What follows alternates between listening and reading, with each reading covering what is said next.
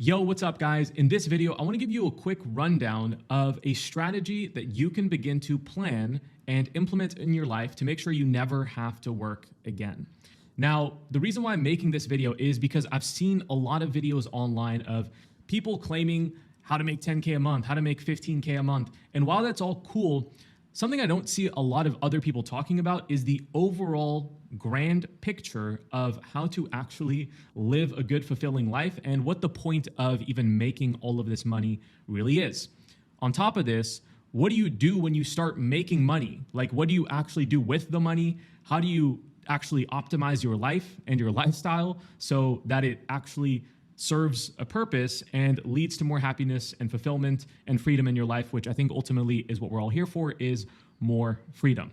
So with that being said, I'm going to kind of break down the strategy that I've been implementing over probably the last 2 or 3 years now, because this isn't like a short-term game plan. This is like a long-term game plan that you need to start thinking about today.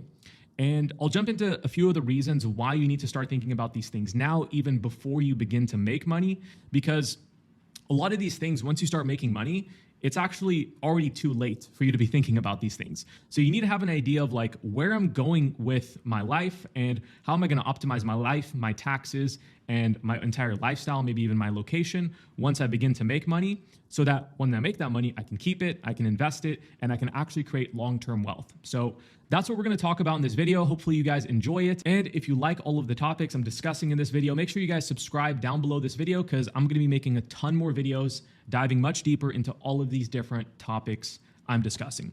So with that being said, what are these 4 different categories that I'm talking about and why is it important? Well, again, first of all, what are we all here for? We are here to create freedom. Freedom to do whatever the hell you want, whenever the hell you want to do it. And in order to make that a reality, you don't just need to think about money. Okay? Money is only one part of the equation. The other thing we also need to think about is taxes. How do we keep our money and how do we optimize the money that we're making so that we keep as much of it as possible? The third thing is going to be our lifestyle. So how do we make sure that we are setting ourselves up to make as much money as possible and also live a healthy lifestyle? Because once you build a business, it's going to require a lot of time and a lot of focus. So what you want to do is you want to build a lifestyle and set yourself up in a surrounding where living a good lifestyle just comes by default. You don't have to put any effort into it. You don't have to put any thought into it. And same goes for your health and your well-being. Like being healthy, being fit is just part of your lifestyle. And it's not something that you have to put active effort into doing, because if you have to balance all of this stuff where you want to put time and energy into being active and healthy and living a good lifestyle, and then you're also balancing trying to build a business, it's going to be hard. These things are going to be competing for each other. So with me and the lifestyle that I have here in Bali, living a good lifestyle, being healthy, being fit, eating good food, going to the gym, having all of these things around me, it requires absolutely 0% of my attention and my thought and my focus, and I can just focus 100% on my business because all of these other things just come by default. The gym is 5 minutes down the road. Every single restaurant down the street has amazingly healthy food, and the atmosphere and the climate here just makes me want to be outside more, go on runs, go on jogs, stay fit, stay healthy, and it just comes with the lifestyle that I have here by default. Whereas when I travel, if I go to other countries where maybe the weather's a bit colder, going to the gym isn't as convenient, and I have to get in the car and do a 20-minute drive just to get to the gym. If all of those little things are preventing me from living the lifestyle that I want to live, it just adds that friction in there that makes me actually not end up doing it. I won't go to the gym as consistently, I won't run, I won't stay active as consistently, and I won't eat healthy food as consistently, because it just adds that little bit of friction that living in like a big city will add for you. So that's the third thing, is lifestyle. And then the last thing is your investments. So once you begin to make money, where do you actually put it so that you can build long-term wealth? Because building a business is great and all. Like you can build a business that generates a lot of cash flow that makes 100 grand a month, but in the long term, like you're gonna have to keep working that business in order to continue to make that cash. And for me, I personally don't want to do that. I want to be able to build a business that generates cash flow, and then I can take that cash and put it into other assets that provide more passive income. And when I say more passive income, I'm really not even a fan of the word passive income because I think it's total BS. There's no such thing as passive income, but there are forms of income that are more passive and less passive. So for example, if you look at something like running a service-based business, it's going to require more activity because you're directly providing a service for the money that you're earning. It's very active income. The pro to it is that it is also very cash flow rich. So typically services, there's no really any hard costs associated with it other than the service you're providing. So it's very profitable. There's a lot of cash flow, but it requires a lot of your activity.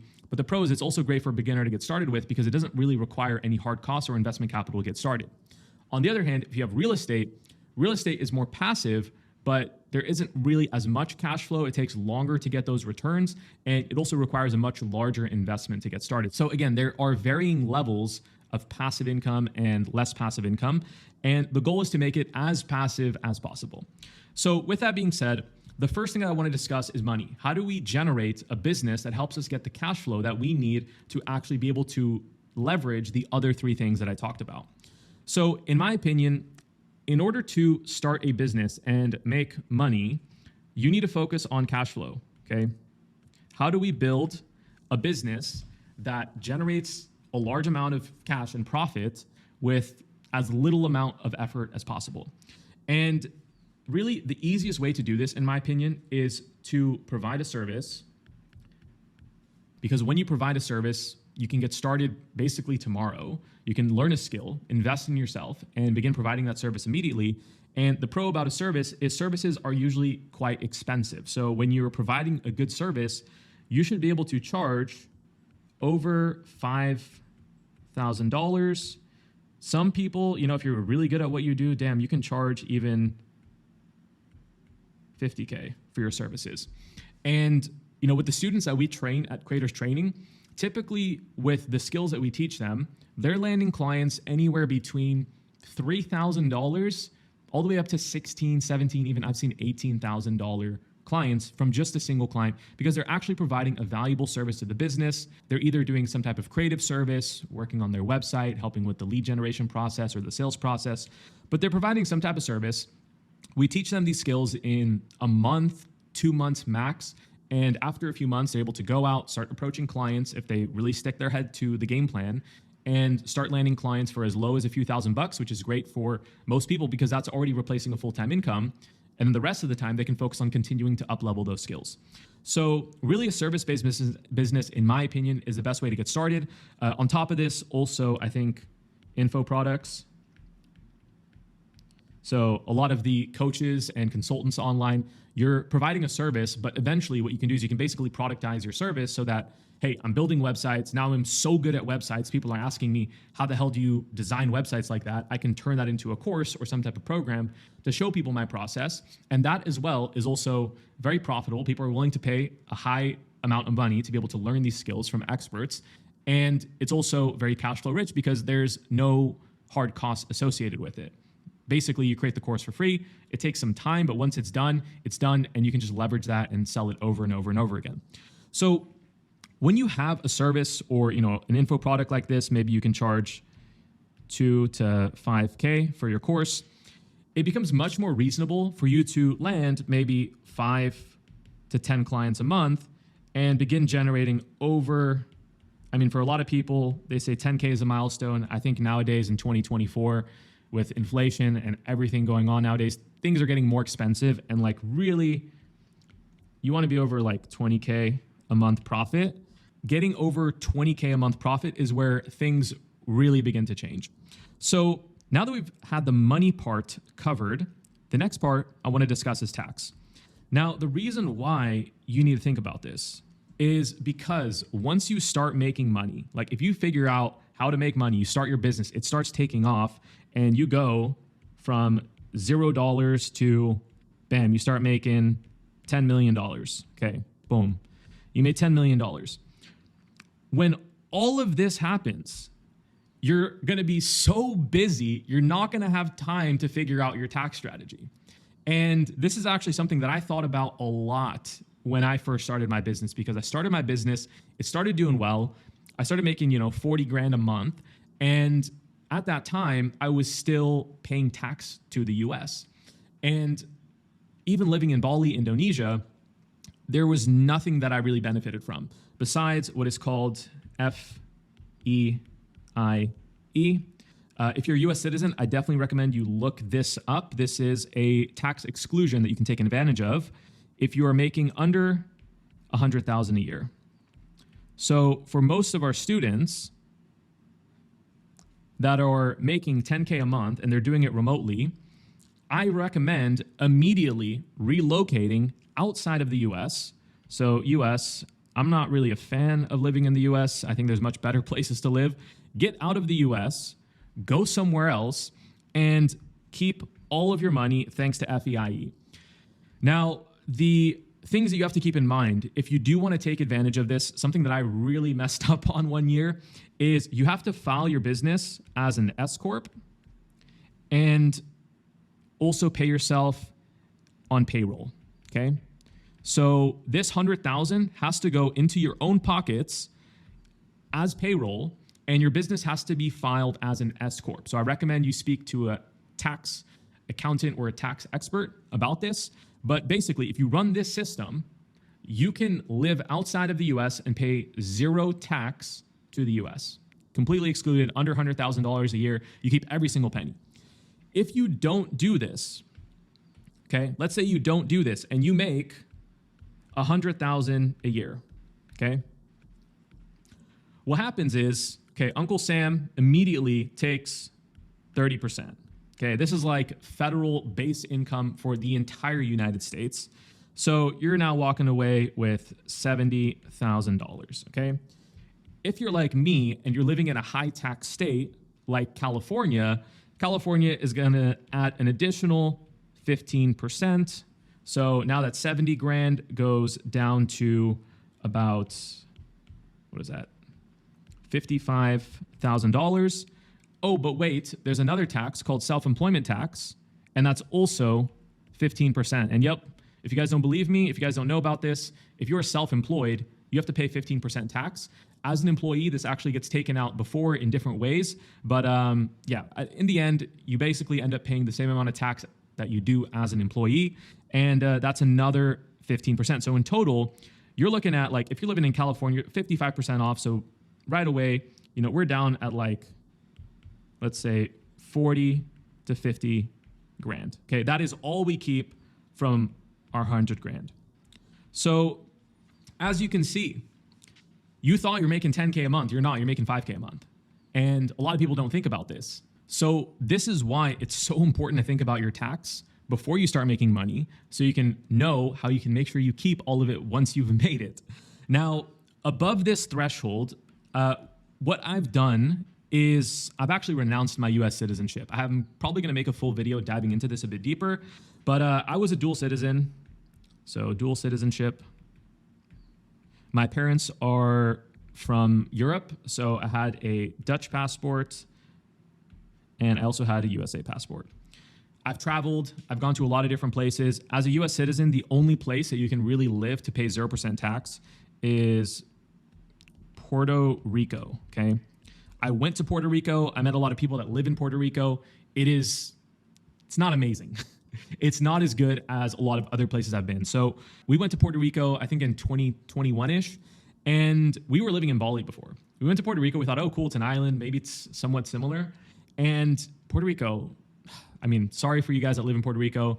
It's expensive. It's overpriced. It's doesn't really have amazing food, doesn't have any amazing gyms. The amenities were horrible. So after like 2 weeks, like we had planned, I think, a month there. After 2 weeks, we were like, let's get the hell out of here. So we left Puerto Rico. Then we went to Miami because we thought maybe, hey, Miami, 0% tax state. So then I only have to pay this 30%. So let's go to Miami. Let's check it out. And again, we went to Miami and I'm like, look, I'm not a fan of Miami. We're going back to Bali, okay? Once we got back to Bali, I thought, okay, you know what? I'm going to suck it up. I'm going to pay my tax.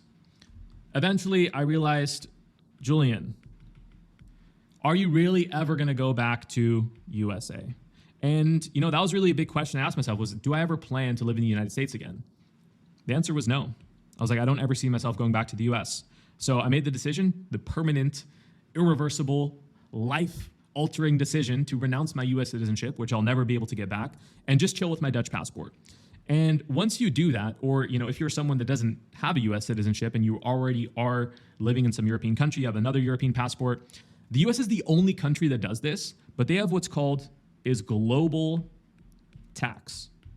Okay? Basically, what global tax means, it sounds a lot nicer than it actually is. It basically means no matter where you are in the world, you have to pay tax to the US. Even if you don't live there, even if you don't make your money there, even if you're not associated with the US at all other than the passport, you have to pay all of this tax to the US. This is crazy because no other country in the world operates like this. Every single other country that you guys are going to look at, or any other country that you guys might possibly be located in, says usually 6 months, okay? If you live here for over 6 months, then you're considered a resident here and you have to pay tax here. If you aren't here for more than 6 months, you don't have to pay tax to us. So what a lot of people do is they optimize this. So they don't spend more than 6 months in any country. They might hop around, go country to country, and that way they're never really tax liable in any of the countries that they're visiting. Another thing that you can do, which is personally the tax strategy that we've taken up, is we've set up our business in Dubai. Dubai has a 0% corporate tax. This is changing. They're introducing a lot of new tax laws at the moment of making this video in Dubai, so I would look into this before making any big decisions. But basically, at the time of us figuring all of this stuff out, Dubai has 0% corporate tax. So we set up our business LLC there. So the business earns 0% tax, and we're residents of Indonesia. So Indonesia has about, I believe, an 11% tax, and this is only on personal income. So as long as you keep your money in the Dubai LLC, none of that is taxed. And that can be invested in any other countries as long as you want. But when we pay ourselves out to our own Indonesian bank account and we pull out income, so I can pay for stuff here in Bali, I can buy myself food, I can buy myself this new MacBook here and pay for a gym membership and all that other good stuff that you have here in Bali, that's where, I got to pay 11%, but hey, it's a heck of a lot better than 50%. So the reason why I'm telling you this is because before you begin making money, you got to think about all this stuff. Like even for me, I figured this stuff out pretty early, and I took some time back from the business to set up my whole tax strategy and then come back and start scaling because I knew that this was going to be an issue. But I have a lot of friends that didn't think about this, and they made $20 million, $30 million. And during that whole process, they were so freaking busy. They didn't have time to think about tax. They didn't have time to figure out all of this stuff. They were just scaling. And maybe even for a year, 2 years after, they were still so busy. They still haven't figured out their taxes. And now 2 or 3 years later, after all of that has happened, they're now like having a nightmare with whatever it is, the Australian government, the US government, to figure out all the taxes and back taxes they got to pay. And, still they walked away with a good chunk of change, but they were too busy to figure this stuff out while they were doing all of this. And it takes time, right? For me to basically set up this whole system, it took about 6 months. And that's why I suggest you think about these things now so you can make sure that once you begin to scale, you can keep as much money as possible. Now, the third thing I want to talk about is lifestyle. Okay, so in my opinion, there's no point in making money if you don't have your health, okay? You don't move your body every day, and you eat healthy, right? You got a good eat healthy, you got a good diet, okay? My suggestion here is to find a country that has all of this stuff by default. If you're living in a big city in the US, you're living in the middle of nowhere in the US, and it's hard to access fresh food, this is gonna be super difficult. And your lifestyle and your health, all of this stuff is gonna suffer as you begin to build your business. So what I recommend is looking for a country where they make things as easy as possible for you. Bali is probably the most convenient country in the world that I've ever lived in. And let me just give you a quick bullet point list of some of these things that I love about where I live so you can kind of assess like, hey, do I really like to live where I live? Maybe there are better places to live. So first thing is daily housemaid. So we have a housemaid. She comes, cleans the house every single day. I don't even know how to fold my clothes anymore. I don't know how to even do laundry. Like, I don't do any of this stuff because we have a daily housemaid. She comes every single morning at 8 a.m. when we're at the gym. She cleans the whole house. And this is just like a normal thing in Asian culture. In the US, you got to be like filthy rich to have this type of like, support in your life. But in Asia, it's a very normal thing. Like almost every single person here in Bali I know, they have a daily housemaid that comes, cleans the house, takes care of everything, and it is a huge time saver. Like the amount of time that this saves me from not having to think about stupid things like cleaning my room, and I can just go to the gym, go straight to work, eat food, and not have to worry about anything else, it's a lifesaver. The next thing is Gojek. Gojek is amazing. So sure, in big cities, you've got Uber Eats, you've got delivery apps, but just getting the food takes like half an hour. It takes hours to deliver. By the time you get it, it's cold because he's got to sit in traffic for half an hour to deliver it. Everything in Bali is so close. Like it's so close that the maximum someone will take to deliver your food is like 5 minutes. Like I go on the scooter downstairs, go to some cafes down the road, and I've got probably like 50 different cafes to choose from within a 5-minute drive from here. So when you get food delivery, it's fresh, still tastes good, it's amazing. On top of this, Gojek is like, the delivery fee is like $1, right? Whereas like if you're using Uber Eats, I don't know, what are you guys paying? Like $20 just to get food delivered? It's like, again, when you're starting a business, for me, like when I was starting and I was just building the foundations, like I wouldn't want to spend $20 on delivery every day. I was like, no way, right? I'm going to go out, I'm going to cook food. That's what I was doing when I was living in LA. I'd go do groceries, I'd cook food and do things the normal way. Now in Bali, like it's actually more expensive for me to do groceries than it is to just order takeout. So I haven't cooked a meal in probably 2 years now at this point. And again, just a massive time saver. And it is one of the benefits of living in Bali with all the convenience it has to offer. The other stuff is just lifestyle. So, having good gyms around, weather, what else? Food to eat. Like I went to Cape Town recently. Cape Town's cool, but the food, just it's okay, right? It's good, but again, I got to sit in the car, got to drive there for 20 minutes just to go to a restaurant and eat. I don't want to do that. I want to get on my scooter, have like within 2 minutes, 20 different places to choose from, grab my food, eat, and then go back to work. Sorry, that's just how I like things. So some of the best places that I've personally visited, if you're looking for recommendations, I mean, number one on my list, Bali. It is the most convenient place I've ever lived in my entire life. And for me, it just makes working easy because I don't have to think about anything. I don't have to think about cooking. I don't have to think about cleaning. I don't have to think about anything that I need to do in like a normal life.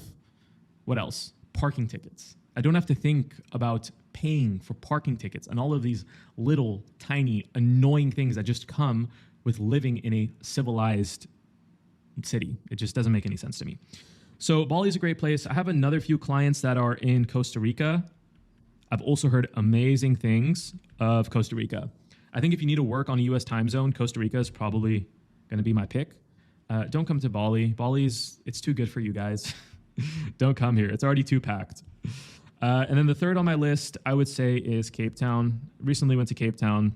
It's pretty cool. Got a cool community and cool food, cool everything. It's not as convenient as Bali, but it has everything else that I think you need. It's got a good adventurous lifestyle. People are out living a healthy lifestyle. People are very fit. A lot of adventurers out there. There's amazing mountains and amazing activities that you can do outdoors. So I think it definitely has that vibe of like a healthy community, cool activities to do. It's cheap, so you don't have to spend a lot of money to live there, and it's great. Now, the last thing that I want to talk about is investing. So for me, when I am making all of the money that I'm making in my business, I want to make sure I keep as much of it as possible and invest as much of it as possible. So that's, again, another one of the reasons why I like living in a place like Bali, because it's very difficult to spend a lot of money here.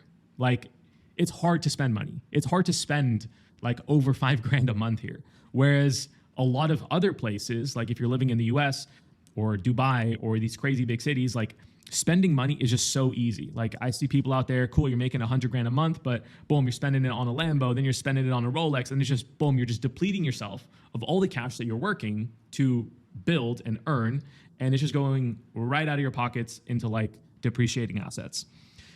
Bali is very difficult to do that because once you start making over, 10 grand a month, your lifestyle really doesn't change much. Like a villa, cool. You get a villa for maybe 3K to 6K. Between this range, like you've got a super comfortable villa. I think we paid $28,000 for the entire year for our villa, which comes out to, about 2.5K a month. 2 bedrooms. We've got rice paddy views over here. We've got a swimming pool, a living room, storage room. I've got everything I need, and it's 2.5K per month for the entire year. And that's what I really love about Bali is like, I know people over here they've made $30 million, and our lifestyle is basically exactly the same. Like we both live in a villa that has 2 or 3 bedrooms, nice view, and is fairly new, built within the last few years.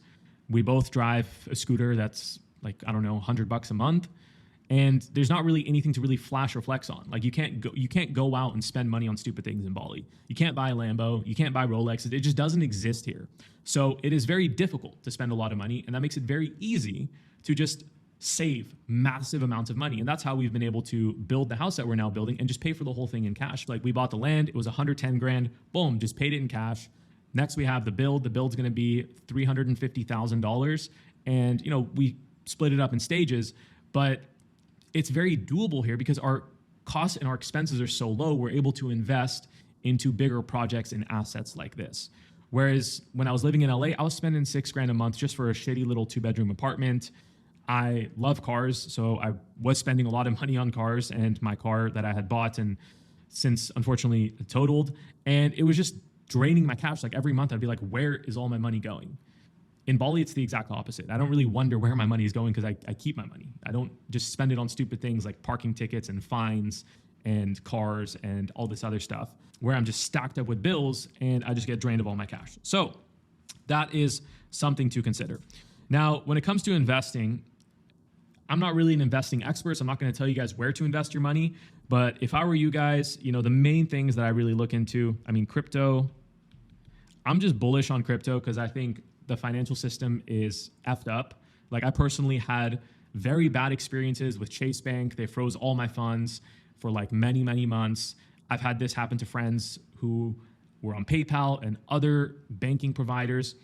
And the banking system is just screwed. And what I like about crypto is that you are 100% in control of your cash. If you have $1 million, you have $10 million, nobody can tell you what to do with that money and how to spend it. If you're using Chase Bank or Wells Fargo or any of these other banks, just watch. Like you can't keep a few $1 million in the bank. Like people think like, oh, once I start making a lot of money, like I just have a bank account with a few $1 million. You can't do that because the banks are effed up. You got to start putting your money in a trust. So if it's not crypto, put your money in a trust. All the wealthy people I know, they have all of their money in a trust because you can't trust the banks. The banks will freeze your funds. If you want to send over like 30 grand, like when I bought the land here in Bali, they wouldn't even let me send the money in one payment. I had to split it up over the course of a week and send like increments of 25 grand. I was like, this is crazy. Like what if I had $10 million in my bank account? How would I get my money out of the bank? It would take me like a year to get my money out of the bank just because how long it takes to send these payments. So I really have a disdain for banks. And that's why I like crypto. They give you 100% control. I think there's downsides to it. Like with control also comes a lot of responsibility. And if people send $1 million to the wrong crypto address, there's nothing you can do about that. So obviously there are still some things that people need to figure out. But overall, I think in the end, people are getting less and less happy with the government and people are going to want control. So I think crypto is going to go on the up and up. The other investment that I'm really bullish on is obviously real estate. I think investing into properties that are in tourist-heavy locations like Bali or any other place, and then putting them on Airbnb is a great way to just build long-term, sustainable form of income that is just very consistent. And that's one of the things about business is, even building a business to $100,000 a month, maybe this is just me and my paranoia, you feel like it could go away at any day. Whereas if you have a house that's $1 million, that's never going to go anywhere, right? And worst case scenario, I could manage that place myself and it'll bring me 30 grand a month in income just because of how high the demand is here in Bali.